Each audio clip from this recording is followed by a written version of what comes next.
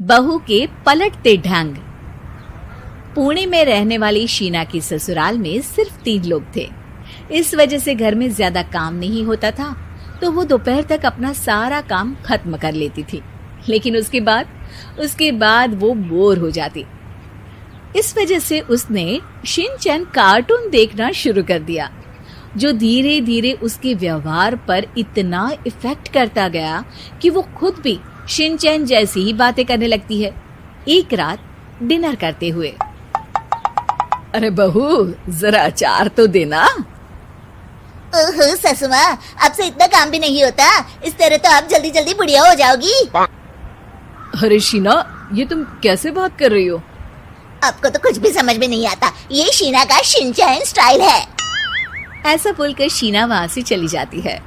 अगली सुबह शीना सबके उठने से पहले ही घर का काम खत्म करके कार्टून देखने बैठ जाती है। अरे वाह बहू, कमाल ही कर दिया। इतनी जल्दी सारा काम खत्म कर दिया। बस भी कीजिए, अब मैं इतनी भी कुछ खास नहीं। ओफो, तुम और तुम्हारे शिनचैन का भूत, जाने कब नॉर्मल इंसान की तरह बात करोगी।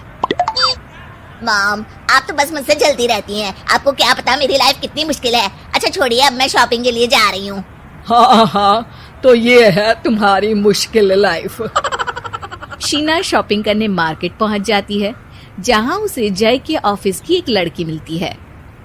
हेलो, आप जय की वाइफ है ना? हेलो, मेरा नाम शीना है। मैं 26 साल की हूँ और मुझे शिमला मिर्च बिल्कुल भी पसंद नहीं है, पर शिमला जा सकती हूँ। हाँ। शीना की बात सुनकर लड़की आगे कुछ बोले बिना वहाँ से चली जाती है। कमाल है, आजकल के बच्चों को इंटेलिजेंट लोगों से बात करना आता ही नहीं। शीना शॉपिंग करके घर वापस आती है, जहाँ सास और जय साथ बैठकर आइसक्रीम खा रहे होते हैं।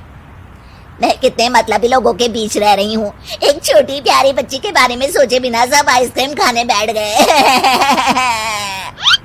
अब इतना नाटक करने की जरूरत नहीं है।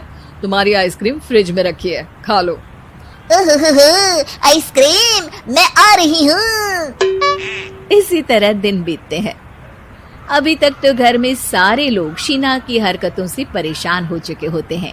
एक शाम उनके घर पड़ोस के अंकल आते हैं, जिन्हें देखते ही शीना बोल पड़ती है। हेलो अंकल, आज आप यहाँ? ये कह रही है आप यहाँ बैठिए, हम अभी आते हैं।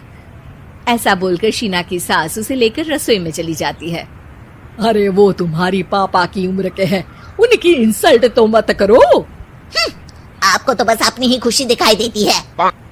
शीना के ऐसे बोलने पर सास हैरान रह जाती है और शीना बाहर आकर अंकल से कहती है, तो अंकल, आज आप क्या लेने आए हैं? या फिर बस सासू माँ को देखने का बहाना चाहिए? वैसे ये इतनी भी अच्छी नहीं है, पूरा समय मुझे डांटती रहती है और कभी कभी तो खाना भी नहीं देती। अंकल हैरानी से उसकी ओर देख रहे हैं। तभी उसकी सास वहाँ आती है।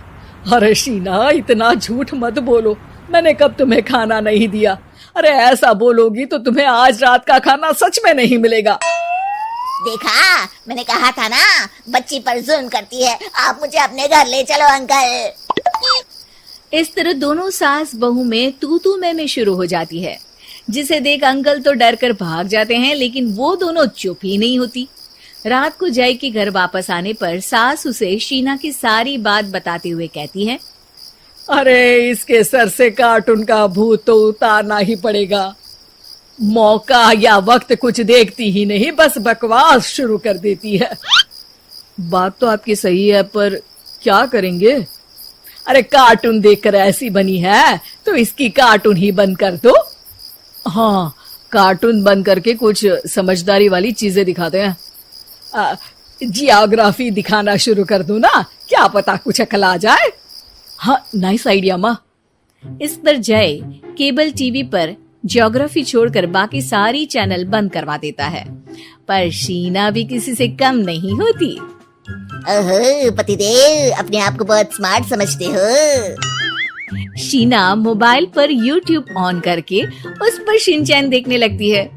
शीना की इस स्मार्टनेस को देखकर जय तो बेचारा सर खुजलाता ही रह जाता है। हमने इसे जरूरत से ज्यादा अंडर एस्टिमेट कर दिया, अब क्या करें माँ? अरे इंटरनेट बंद करवा दे बेटा।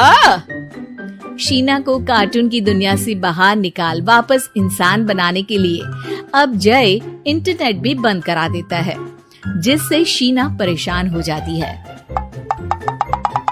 सब मेरी खुशी से जलते हैं, पर अब क्या करूं? शीना सोच में पड़ जाती है, लेकिन कोई आइडिया नहीं मिलता, जिस पर मजबूरी में वो ज्योग्राफी देखना शुरू कर देती है। लगता है अब कुछ ही दिनों में इसके सिर से शिनचैन का भूत उतर ही जाएगा। हाँ बेटा, उम्मीद तो यही है।